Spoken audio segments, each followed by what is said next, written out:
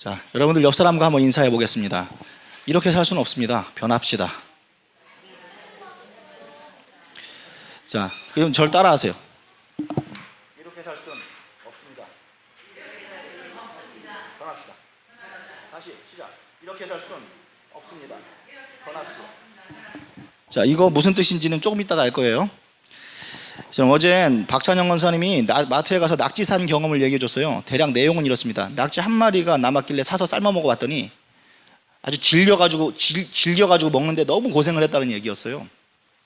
그리고 며칠 후에서 가서 보니까 지난번에 먹었던 그 질기게 생긴 낙지가 있고 또 다르게 생긴 낙지가 또 있더라는 거예요. 다른 종류가. 그래서 이번에는 다른 쪽을 사서 삶아 먹어봤더니 어땠을까요?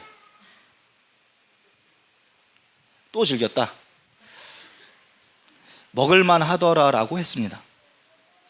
그래서 그 이야기를 듣고 물어봤습니다. 도대체 어떻게 생긴 낙지가 질긴 낙지고 어떤 낙지가 안 질기고 먹기 좋나요? 물어봤더니 설명은 잘 못하시지만 아무튼 질긴 낙지는 질기게 생겼고 부드러운 낙지는 부드럽게 생겼다라고 얘기하시더라고요. 물론 저는 더 이상 물어보지 않았습니다. 왜? 어차피 제가 낙지 사러 갈 리는 없어요. 저는 부드러운 낙지 먹고 싶으면 박찬영 사람들은 사오라고 그러면 돼요. 저는 여기서 사람들이 어떻게 지식을 넓혀가는가, 어떻게 우리가 가지고 있는 지식이 점점 더 넓어지는가에 대해서 생각해 보게 되었습니다. 사람들은 관찰과 비교를 통해서 우리의 지식이 점점점 예리해지고 날카로워지면서 깊어집니다. 낙지가 딱 한 마리밖에 없을 때는요, 이게 낙지야 알려주면 이렇게 생긴 게 낙지구나 라고 한 걸 기억하고 있다가 다음번에 그와 비슷한 것을 사진이나 아니면 영상이나 아니면 실물로 봤을 때 이거 낙지야 라고 말할 수 있는 게 여러분 우리가 알고 있는 낙지에 관한 전부였다가 낙지를 그냥 쳐다보는 거면 낙지를 구분만 하면 돼요. 이게 낙지다. 근데 낙지를 먹으려고 하면 아무거나 주워 먹을 수는 없잖아요. 그래서 낙지를 먹으려면 더 큰 정보가 필요한데 어떤 정보가 더 필요해요? 내 입맛에 맛이 있다 없다. 그리고 또 식감이 부드럽다 질기다. 이렇게 생긴 낙지는 저렇게 생긴 낙지에 비해서 맛이 어떻게 다르다. 이런 구체적인 정보가 좀 더 필요하게 됩니다. 그런데 우리는 음식으로 상대하니까 그 이상의 낙지를 연구하는 학자들에 의하면 더 큰 비교와 관찰을 통해서 남들이 그런 걸 알아서 뭐해 하는 그 필요 없는 것까지도 알게 돼요. 예를 들어서 문어와 낙지가 비슷하게 생겼는데 이건 전혀 다른 것이다. 낙지와 문어가 어떻게 비슷하고 어떻게 다른가? 문어와 낙지는 8개가 둘 다 오징어는 10개인데 비해 8개가 다리가 달린 연체동물과로서 아가미로 호흡하는 바다생물이며 갑각류와 소형 어류, 페류를 먹고 잡아먹고 산다. 낙지와 문어는 닮았지만 다른데 문어는 깊은 물에 살고 낙지는 갯벌 가운데서 구멍 파고 산다. 문어는 다리가 몸통에 비해 짧고 통통한 데 비해 낙지는 머리에 비해서 다리가 길다. 그런데 이런 학자보다 더 그 낙지에 대해서 깊이 아는 사람이 있어요. 어떤 사람? 그런 사람 흔치 않겠지만 낙지를 너무너무 사랑해. 그래서 낙지와 친구가 되고 싶어. 그래서 낙지를 애완으로 기르면서 그 낙지를 기르다 보니까 이 낙지가 정확하게 몇 도의 온도를 쾌적하게 느끼는지, 이 낙지가 언제 기분이 좋고 언제 나한테 삐지는지, 심지어 구체적으로 이 낙지가 사전에는 갑각류 이렇게 종류로 되어 있는데 구체적으로 어떤 음식을 좋아하는지 조건을 계속 바꿔가면서 비교해가면서 음식을 비교해가면서 관찰하면서 점점 처음에 그냥 사진 보고 낙지 이 한마디 말할 수 있는 게 우리의 지식의 전부였다가 그 나중에 보면 그 낙지의 취향까지도 알게 되는, 이렇게 관찰과 비교를 통해서 우리의 지식은 점점 깊어지고 넓어집니다. 경험을 통해서 자기가 알게 된 지식을 다른 사람들에게 전달할 때는, 그런데 지식이 내가 나한테서 생겨날 때와 나한테 생긴 지식을 다른 사람에게 전달할 때는 방법이 바뀌어요. 어떻게 바뀌냐면 내가 하나씩 비교해서 알게 된 것들을 다 말할 수는 없어요. 그래서 요약하고 정리해서 말해주게 되는데, 예를 들어서 먹을 때 질긴 낙지와 부드러운 낙지를 박찬영 권사님이 본인은 경험해봐서 딱 알아요. 그냥 딱 보면 알아요. 근데 낙지 처음 사러 가는 사람한테 알려줄 때는 딱 보면 알아. 이래서는 안 돼요. 이러면 전달이 안 돼요. 그래서 어떻게든 정리를 합니다. 이를테면 머리가 약간 세모나게 생긴 거는 질기니까 동그랗게 생긴 걸 사. 그렇다는 게 아니에요. 제가 예를 들어 보는 거예요. 그러면 이렇게 알려줬다고 칩시다. 그러면 낙지를 구입해서 먹어본, 그렇게 뭐 데쳐서 먹어본 경험이 없는 사람이랄지라도 그 말만 기억하고 가서 머리가 동그란 낙지를 골라서 사면 질긴 낙지를 먹는 그 실패를 피해갈 수 있는 것입니다. 사람이 뭔가를 알아간다고 할 때 지식의 방향에는 두 가지의 방향이 있습니다. 하나는 자기가 직접 하나하나 일일이 비교하고 경험해서 그 지식이 점점 넓어지는 것을 귀납적인 알미라고 해요. 귀납적인 암. 귀납적, 기억으로 시작하죠. 구체적인 것에서 일반적인 것으로 가는 방향, 이것을 귀납적인 알미라고 합니다. 그리고 내가 경험해 본 적은 없지만은, 직접 경험한 건 아니지만 누군가 비교를 해서 수백 시간, 수천 시간을 절약해가지고 딱 정리를 해놔가지고 나한테 딱 알려주는 거 있죠. 그냥 그걸 딱 외우고 하면 시험 문제 맞출 수 있고, 외우고 실천하면 바로 효과가 나타나는 거, 이런 거를 연역적인 암이라고 합니다. 일반적인 방향에서 구체적인 방향으로, 연역, 이응으로 시작하죠. 일반적인 방향에서 구체적인 방향으로 알아가는 방향. 여러분, 영적인 세계도 이 두 가지 차원의 지식이 있습니다. 예를 들어서 구약의 다윗이라든가 아니면 신약의 바울 같은 사람들은 하나님에 대해서 누구보다 구체적으로 알려고 노력하고 애쓰고 막 묵상하고, 하나님 앞에 또 이렇게 해보고 저렇게 해보고 해보면서 하나님 기분이 어떻게 달라지나 다 실험해보고 구체적으로 세밀하게 하나님에 대해서 잘 알게 돼요. 처음에는 그걸 다 남들에게 다 자기도 설명할 수가 없어요. 어떤 낙지가 질긴지 아닌지 설명할 수 없듯이. 근데 나중에는 이럴 때 하나님이 기뻐하시는구나, 이럴 때 하나님이 싫어하시는구나 알아서 변화무쌍하게 조건이 바뀌어도 다른 사람들은 감도 못 잡는데 이렇게 하는 게 하나님께서 기뻐하시는 거야 라고 정확하게 설명 못해도 느낌으로 확 아는 사람들이 있어요. 신앙의 천재들은요, 그 사람들은 하나님을 깊이 알려고 노력한 가닥들이 있는 사람들이에요. 그래서 이 사람들이 어떻게든 자기가 귀납적으로 알게 된 이 지식과 진리를 지금 처음 믿는 사람들에게 내가 이렇게 깊게 알게 된 이것을 설명하려고 할 때는 반드시 연역적으로밖에 설명이 안 돼요. 그래서 그 노력한 결과물을 써놓은 것이 바로 성경책입니다. 전달하는 방법도 다양해요. 다윗처럼 시를 써서 짧은 글 속에다가 감정과 지식까지 버무려서 넣어놓기도 하고, 찬양으로 시를 써서 어깨를 들썩이면서 하나님에 대한 기분까지 같이 느끼면서 하게도 하고, 그리고 또 어떤 사람들은 역사 이야기처럼 재미있게 이야기를 듣다가 보니까 마지막에 교훈이 내 마음에 딱 남는 거야. 이렇게 살아야 되겠구나, 이렇게 하는 방식도 있고, 또 바울처럼 편지를 써가지고 막 서로 대화하듯이 당신은 이렇게 하는 건 잘못된 겁니다, 이렇게 하셔야 됩니다, 이렇게 권면하면서 깨우칠 거 깨우쳐주고 바른 길 가르쳐주고 훈계할 거 훈계하면서 편지글의 형식으로 우리들에게 하나님에 대한 지식을 주기도 하고, 또 한 가지는 모세처럼 그냥 정답을 딱 그냥 선포해버리는 거예요. 이렇게 하면 살고 저렇게 하면 죽는다, 하나님 이렇게 하는 건 기뻐하시고 이렇게 하면 안 돼, 이유도 안 써 있어, 그냥 그렇게 시키는 거예요. 여러분, 지식이 연역적인 지식일수록 되게 분명하고 기억하기 좋고, 그런데 문제는 뭐냐면 가슴에 잘 와닿질 않아요. 그래서 그렇게 살지를 못한다는 거예요. 또 반대로 구체적인 지식은 그냥 확 지키기 좋아요. 그리고 확 가슴에 와닿아요. 근데 딱 뭐 잡히는 듯한 느낌은 없어요. 되게 부분적인 지식이라. 그런데 때로 그걸 하면서도 이거 내가 왜 이렇게 살아야 되지? 잘 모르고, 때로는 하나님이 이런 걸 시킨단 말이야? 종종 반발심이 생기기도 해요. 우리 교회는 이 두 가지의 접근 방식을 다 가지고 있는 교회입니다. 여러분, 우리 교회가 CIA 처치죠. CIA 처치, CIA 방법론이 연역적인 접근 방법이에요. 그 위에서 그냥 하나님께서 명령하신 거야. 그러면 그냥 이거 다 알 때까지 기다렸다가 순종하는 게 아니라 그냥 무조건 순종부터 하는 거예요. 그래서 그냥 믿고 그대로 살면 되는 방식. 그리고 씨앗적인 방법. 씨앗은 뭐예요? 뿌리까지 자기가 직접 내리고 그 줄기 만들어내고 막 해서 열매 맺기까지 자기가 스스로 자기 안에서 뿌리부터 이렇게 자라나는 방식 있죠. 귀납적으로 알아가는 방식. 이 두 가지의 접근 방식, 하나님 앞에 여러분 그리스도인으로서 성화되는 방식, 이 두 가지의 양쪽 모두를 가르치는 교회입니다. 예를 들어서 제가 성경의 중추신경을 흐르고 있는 가장 연역적인 지혜를 하나 알려드릴게요. 여러분에게 이미 알려드린 적 있지만 더 실감나게 알려드릴게요. 제가 성경을 읽다 보니까, 이거 신학이라고 그래요. 창세기에도 나타나고 출애굽기에 나타나고 계속 나타나는 일괄적인 원리가 있어요. 예를 들어서 어디는 이야기 형식으로 돼 있고 어디는 시의 형식으로 돼 있어서 불분명한데 분명하게 관통하고 있는 그런 하나님께서 일괄적으로 이게 주신 메시지가 있어요. 그 메시지는 그냥 그대로 지키기만 하면은 되는 분명하고 선명하고 책과 책을 관통하는 최고의 진리와 지혜가 있어요. 그거를 목사님 같은 사람들이 성경을 연구하고 보다가 보니까 너무 분명해. 그러면 그걸 신학으로 만들거든요. 그 강력한 그 흐름이죠, 흐름.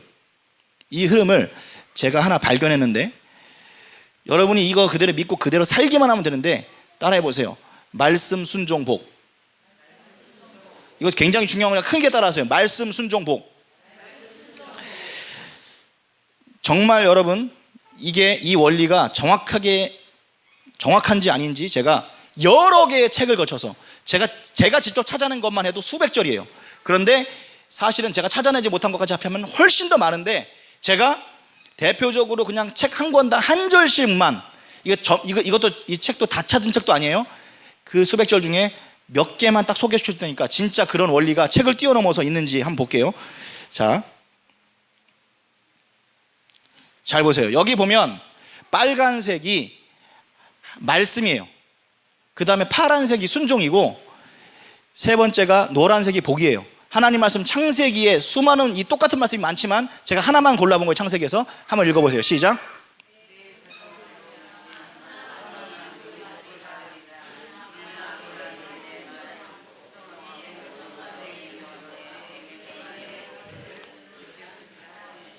예, 자 보겠습니다. 여기 보니까 내 명령과 내 계명과 내 율례와 내 법도, 이게 하나님의 말씀이죠. 이거를 순종하면 복을 받는다는 거죠. 자, 다음 보겠습니다. 자, 출애굽기예요. 잘 보면 여호와의 말을 순종하고 여호와의 의를, 그러니까 계명에 행하고 의를 행하고 내 모든 규례를 지키면, 자, 이 밑에 있는 내용이 축복이에요. 내가 애굽 사람에게 내린 모든 질병 중에 하나도 너에게 내리지 아니하고. 여러분에게 질병이 안 간대요. 그리고 혹시 여러분이 병들어도 치료하신대요. 굉장히 구체적이죠.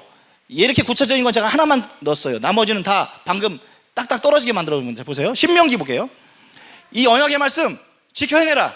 그러면 모든 일이 형통한다. 모든 일이, 한 개가 아니라 모든 일이. 다음 여호수아 보세요. 이 율법책을 다 지켜 행하라. 그러면 네 길이 평탄하게 될 거면 네가 형통하리라. 할렐루야. 복 중에서도 복이 겹치면 형통이라고 표현해요. 자, 다음 보세요. 열왕기상이에요. 하나님 여호와의 명령을 지켜 행하고, 반복, 두 번 반복됐어요. 법률과 계명과 율례와 증거와 모세율법, 이게 다 뭐예요? 하나님 말씀. 그 기록된 대로 지켜라. 그러면 뭐라고요? 무엇을 하든지 어디로 가든지 형통한대요. 자, 열왕기상이에요. 자, 이번에 역대상이에요. 보세요.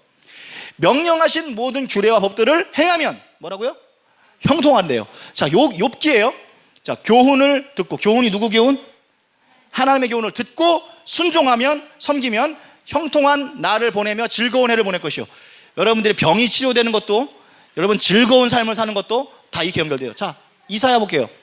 여호와께서 말씀하시다가 주주주주 있는데 제가 일단 생략하고, 즐겨 순종하면 땅의 아름다운 소산을 먹을 것이요. 예, 복받는다는 얘기죠. 그 다음 예레미야 보세요. 시작. 여호와의 목소리를 순종하면 우리에게 복이 있으리라. 자, 누가복음 보겠습니다. 시작. 하나님의 말씀을 듣고 지키는 자가 복이 있으리라. 보통 듣는 거랑 지키는 거랑 이렇게 따로따로 얘기하기도 하는데, 하나로 볼 때도 있고 따로따로 볼 때도 있어요. 근데 구체적으로는 지키는 거예요. 지키는 것까지예요. 자, 복이 있으리라. 자, 요한계시록, 자, 지금 구약을 관통해서 신약 맨 마지막에도 나옵니다. 시작. 이 예언의 말씀을 읽는 자와 듣는 자와 그 가운데 기록한 것을 지키는 자는 복이 있나니 라고 했습니다. 자, 시편, 이게 복의 대표적인 글인데, 오직 여호와의 율법을 즐거워하여, 여기는 지킨다는 말은 생략이 됐지만 즐거워하여서 묵상한다는 속에 다 들어있어요. 그래서 그 결과 그가 하는 모든 일이 다 형통하리로다. 어때요?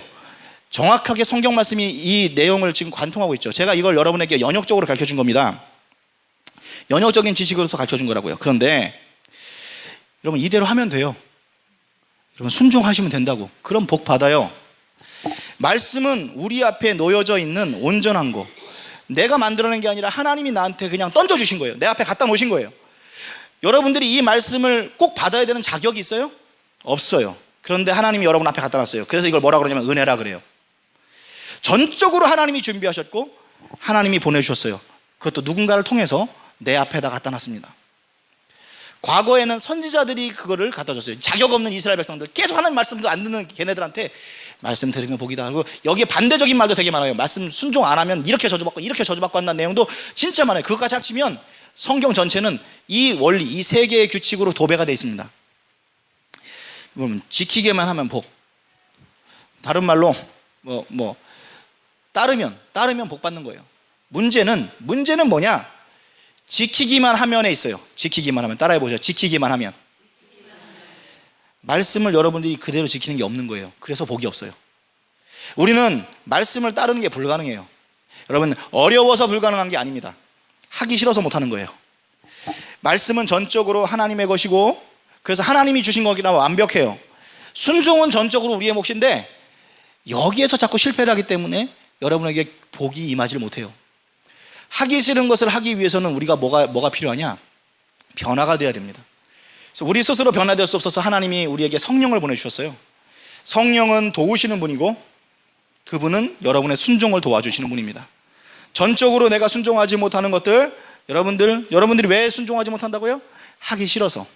여러분이 천연적으로 좋을 리가 없는데 하나님은 기뻐하시는 것들 뭐가 있습니까? 여러분들이 천연적으로는 자연인인 상태에서는 절대 좋아할 리가 없는데 하나님은 기뻐하시는 거 뭐가 있어요? 기도, 여러분 좋을 리가 없잖아요. 기도 예배 드리는 거 좋아요? 여러분 사랑하는 거 안 좋아하죠? 여러분 용서하는 거 지긋지긋해하죠? 전도하는 거 싫죠? 선교하는 거 싫죠? 어떻게 하든지 여러분 핑계대고 빠져나가고 안 하고 싶은 거, 그걸 하는 거예요. 여러분. 그걸 해야 복이 임한다고. 성령을 의지해서 여러분 하기 싫은 것을 하나 하기 시작하면 관성이 생겨요. 관성이 생기면 조금 더 순종하기가 편해집니다. 그러니까 처음에 순종 하나 하기가 너무 힘들어요. 삐그덕 하면서 하나 돌리기 시작하면, 돌아가기 시작하면 점점 수월해지고 점점 잘 돌아가게 됩니다. 기름칠을 해가면서 점점 순종하는 것들을 늘려갈 때 여러분들은 분명히 목격하게 될 거예요. 여러분들의 삶에 확실한 복이 임하는 것을, 여러분이 병들었어도 말씀 순종했더니 치료되는 것을 느끼게 될 겁니다. 여러분들이 그 즐거운 삶을 살게 되는 것을 목격할 것입니다. 여러분들이 밭의 소산을 풍성하게 먹는 것을 느낄 것이고, 여러분의 삶이 형통해지는 것을 느끼게 될 것입니다. 우리가 정말 기도 이런 거 정말 좋을 리가 없잖아요. 저도 마찬가지예요. 제가 초반에 어렸을 때 기도할 때 기도가 너무 싫은 거야. 그래서 그렇게 기도했어요. 하나님, 기도하는 시간이 가장 즐겁게 하소서. 이거를 1시간 2시간 동안 이 기도만 했어요. 그래서 그런지 5시간 10시간 정도도 기도해도 기도가 되더라고요. 그렇지만 여러분 하나님 앞에 이렇게, 하나님, 나는 싫어하는데 하나님은 기뻐하시는 것들을 하나하나 늘리면 그게 여러분에게 복이 되는데, 그 여러분들이 순종하는 것 중에 제일 큰 게 뭘까? 제일 큰 거, 그건 바로 선교입니다. 선교의 의미가 뭔가? 누군가 하나님의 말씀을 먼저 받죠. 선교의 의미를 설명하는 거예요. 그러면 복을 받은 사람이, 복 받을 사람들은 순종을 합니다. 하나님의 말씀에. 그리고 하나님은 하나님께로부터 온 말씀이죠. 그 순종하는 한 사람이, 그 한 사람의 것은 그 사람의 입장에서는 자기는 순종한 건데, 그 사람 입장에서는 그게 자기가 선교하고 전도한 거예요. 복음으로 가득 찬 사람은 자신도 복의 근원이 되고 그 하나님을 전달함으로써 복이 흘러가게 됩니다. 우리도 기도 말씀으로 충만해가지고 다양한 말씀에 순종을 하다 보면 복을 받고요. 궁극적으로 여러분이 순종하다 보면 제일 큰 순종, 선교를 하게 되면 결국은 그 순종의 말씀, 나를 통해서 흘러간 그 말씀이 또 다른 사람에게 순종거리가 되죠. 그래서 나를 통해서 그 사람이 복받게 하는 거예요. 그래서 여러분들이 성령을 받으면 어떻게 하든지 여러분들이 정말 하기 싫은 걸 하게 되는데, 예루살렘으로부터 절대 여러분이 여러분 발로 갈 일이 없는 전도의 일, 가기 싫은데 온 유대와 사마리아와 땅끝까지 가는 거는 여러분의 삶을 박살내지 않으면 못 가요. 여러분들이 좋은 거, 여러분들이 즐기고 싶은 삶이 있잖아요. 근데 그걸 내려놔야만 선교 가는 거거든요. 자기 삶을 송두째 바쳐야지 갈 수 있는 거거든요. 전도도 여러분이 원하는 시간에 여러분들이 하고 싶은 거 할 때는 전도는 못 해요. 다른 거는 겸해서 할 수 있어요. 기도도 하면서 내가 할 수 있는 것도. 근데 전도는 딱 쪼개서 삶을 드리지면 안 되고, 선교는 삶을 통째로 드리는 거예요. 그래서 이 자기의 틀을 몇 번씩 깨뜨리고 변화가 돼야만 할 수 있는 게 선교예요. 성령은 여러분이 하기 싫은 것, 그것을, 그러나 하나님이 기뻐하시는 것을 할 수 있게 해주시는 영입니다. 그 중에 가장 큰 게 뭐라고요? 선교라고요.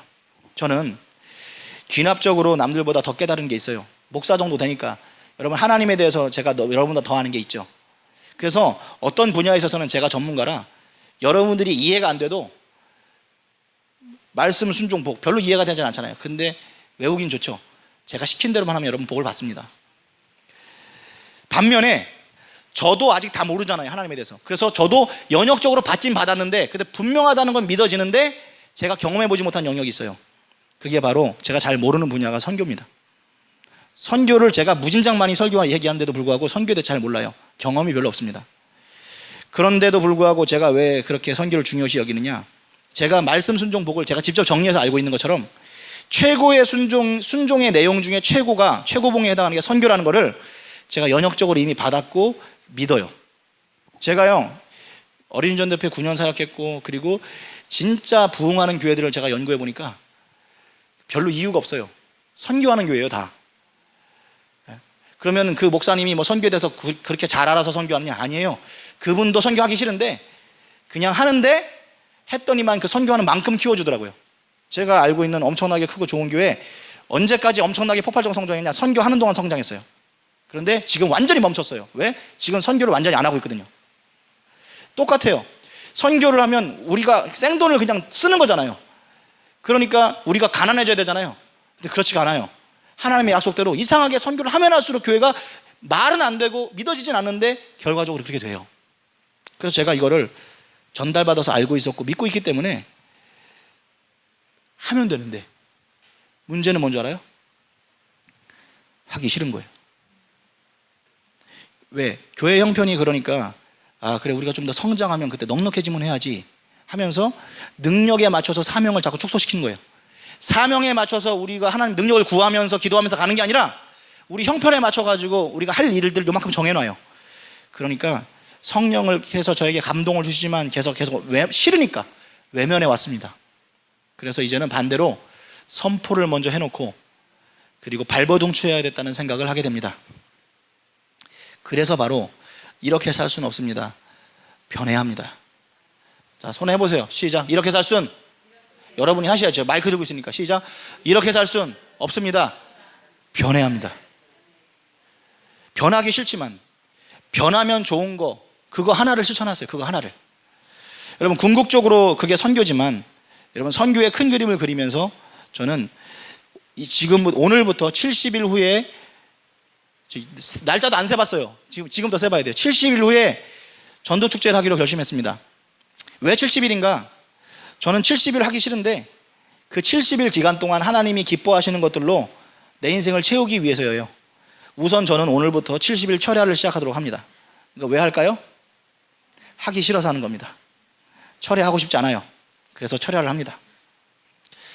제가 기도하면서 휴대폰에 조금이라도 유흥이 될 수 있는 거 있죠?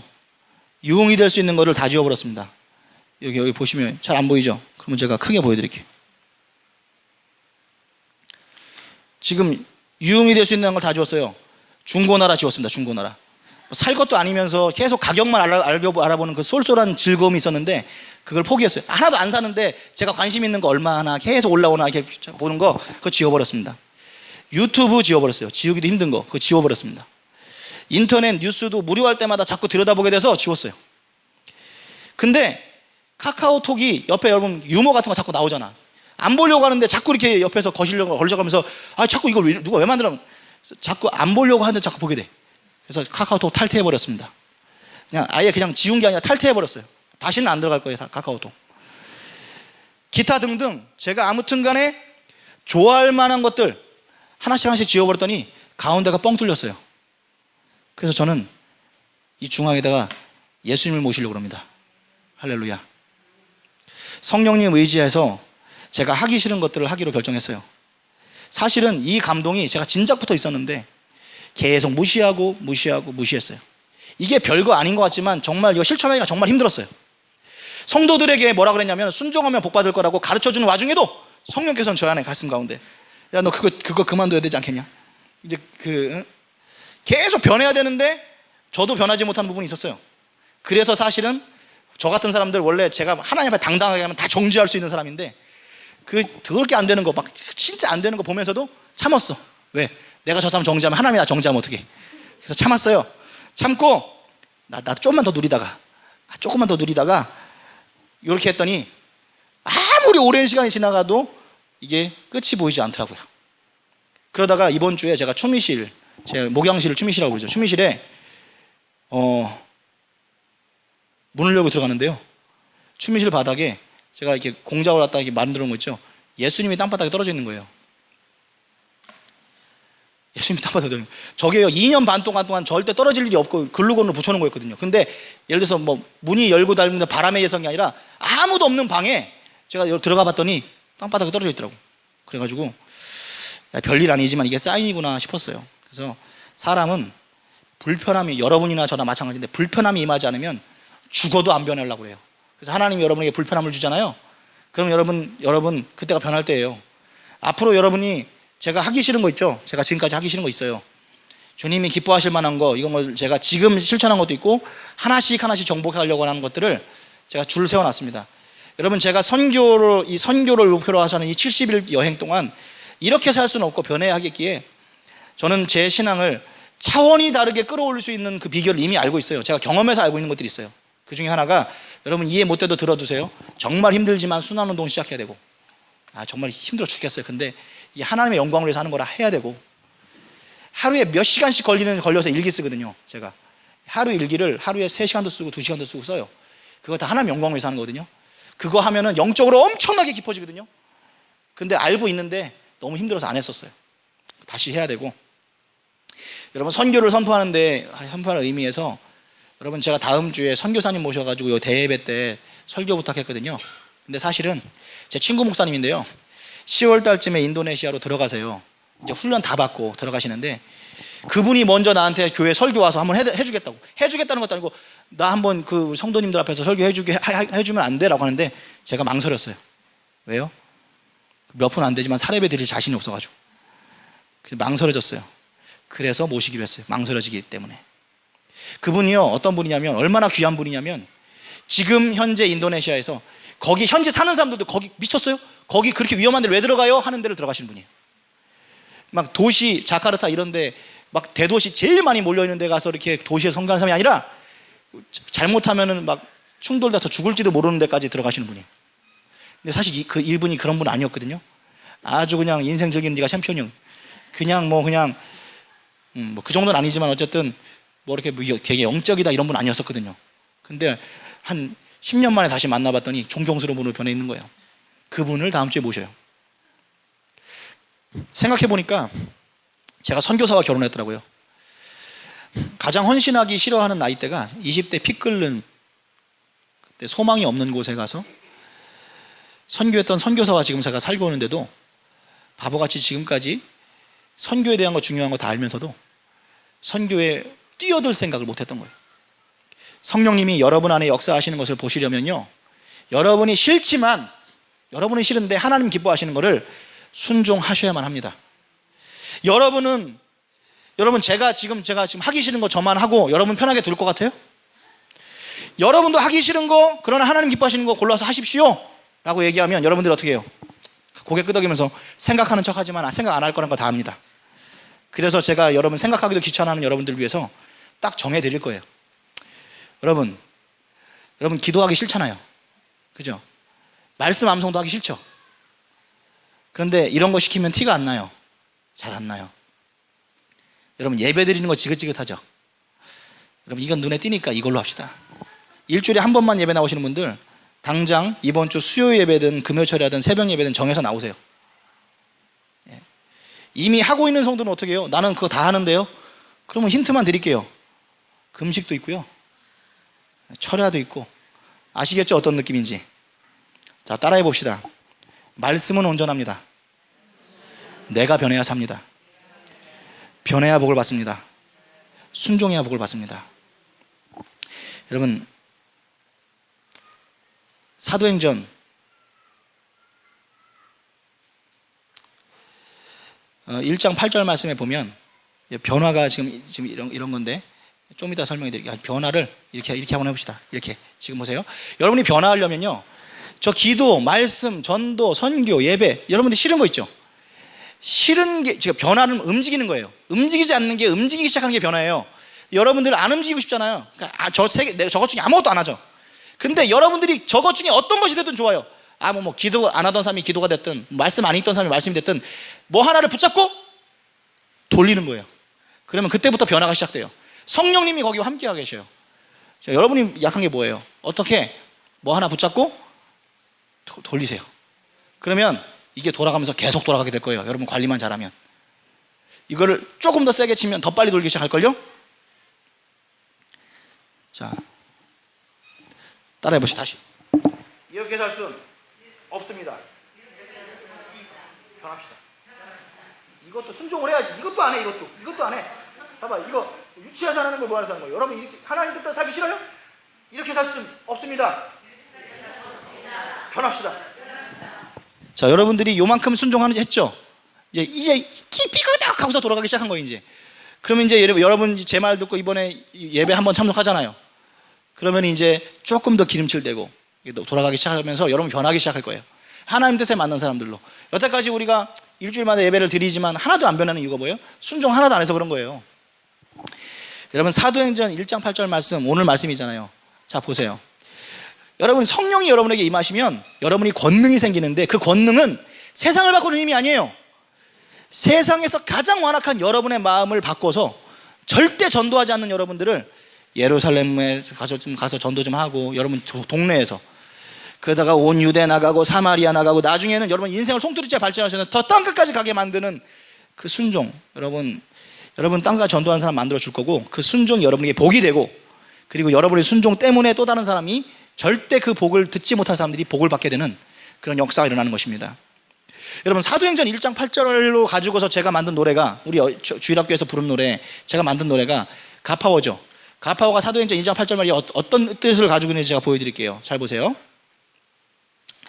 여러분 쉽지 않죠, 인생. 왜요? 내 한 몸 추스르기 힘들거든요. 여러분 자존심 못 내려놓으니까 남에게 싫은 소리 한 번만 들어도 막 휘청휘청해요, 마음이. 그런 정도의 마음을 가지고 어떻게 주 뜻대로 삽니까? 여러분들한테 뭐 용서하고 자시고, 그거 뭐 용서할 내용도 아니야.